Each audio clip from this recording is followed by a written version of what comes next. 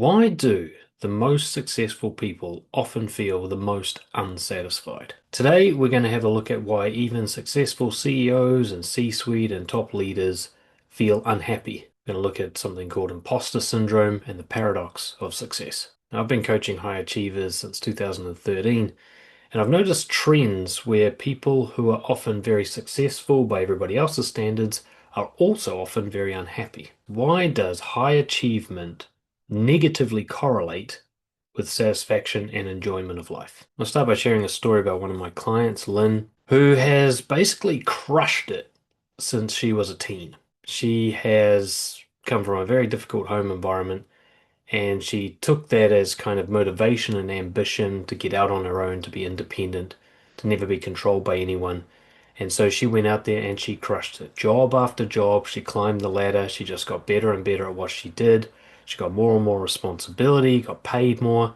Seems like every time one door closed, 20 other doors opened. She just kept doing better and better. And yet, still feels like she's not good enough.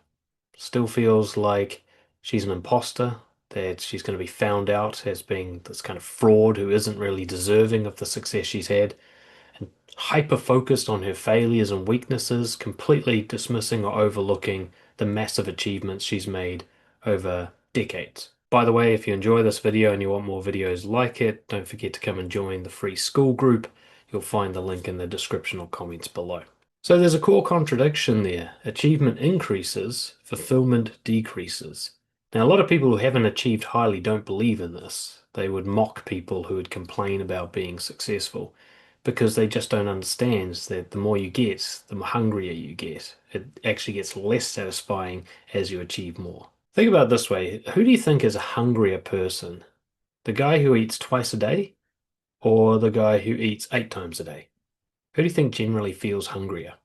Now, your intuition or logic might think that the guy only eating twice a day is hungrier, but it's simply not the case. You can go find out for yourself. The people who frequently snack frequently feel the need to snack. That's actually why they eat so frequently. It's because they feel hunger so frequently. The guy who eats once or twice a day barely feels hungry at all. So there's a correlation where the more you eat, the hungrier you get, not the more full you get.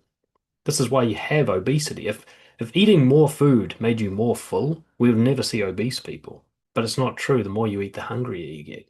Think about money. Who do you think's more insecure and more needy about money? The guy with a stable income that doesn't change? Or the guy who keeps making more money over time? Again, your logic would tell you that the guy with the stable income would be needier for money, but actually he barely thinks about money. He's gotten into a kind of status quo, a plateau, where everything's just the same every month. He doesn't need to think about it. But the guy who keeps adding zeros to his paycheck is constantly trying to figure out how to add more zeros. He's actually needier, more insecure about his finances than the guy who hasn't had a pay rise in years. Who do you think has more body issues?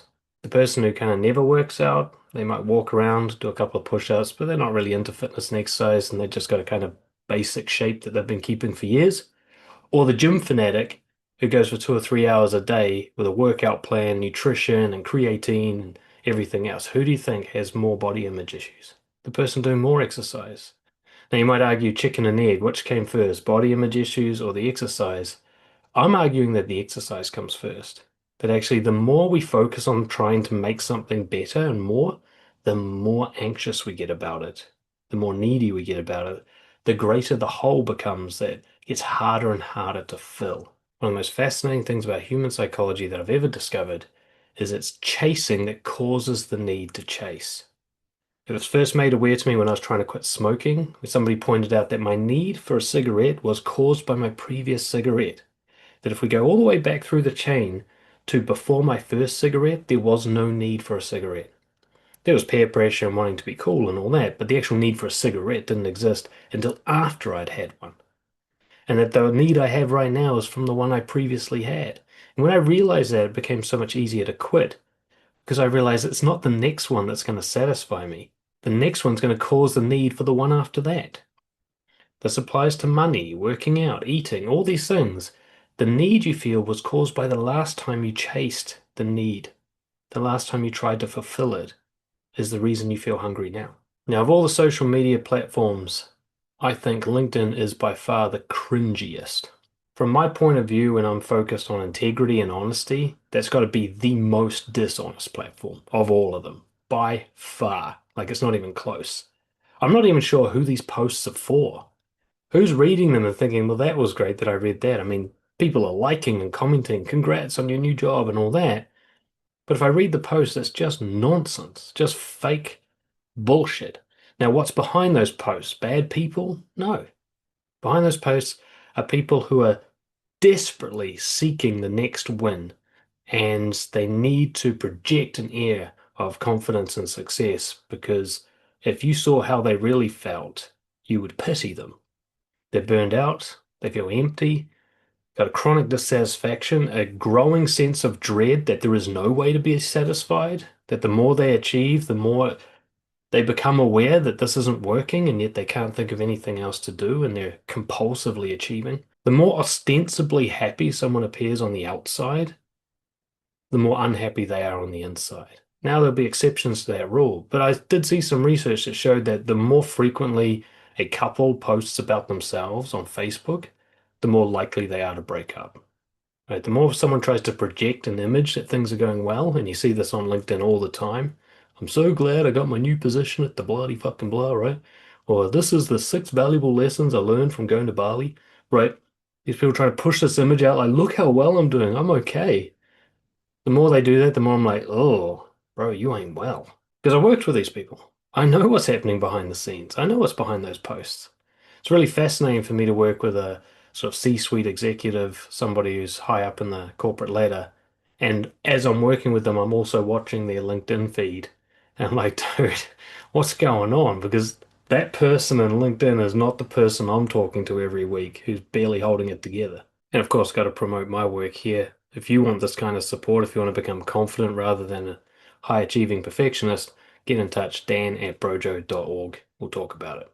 So let's look at my little thesis on how to deal with this. How is it that a high achiever can actually enjoy their life rather than getting more miserable the more they achieve? Well, it really comes down to a lot of inner distortions, a lot of belief issues, limiting beliefs, if you want to call them that quietly undermine your enjoyment of success, a operating system that actually makes it impossible to enjoy your life when you're trying to achieve things, even though the whole time it's telling you that trying to achieve things is how you'll enjoy your life. There are some key beliefs that you'll need to tackle. The belief that more is better, the quantitative belief, that always chasing the next shiny object, the next win, the next finish line, the next accolade, the next pay rise, that's always going to be something that makes your life better. If you just stop and look for a second, you'll see that that's not true. I'm not moralizing here. I've got nothing against people doing well. But you'll see that more does not create higher quality of inner being. In fact, it seems to correlate with the opposite. The more you get, the less able you are to be satisfied. So there's a belief problem there that more is better when maybe something else is better. Another belief I call the finish line fallacy. This idea, this vague sense that if I can just do enough, whatever the hell that is, I will cross this kind of finish line and all my suffering will finally end. Yeah, Jim Carrey does a great little speech about this where he's like, I dream about being 3-time Golden Globe winning actor Jim Carrey. Because then I would be enough.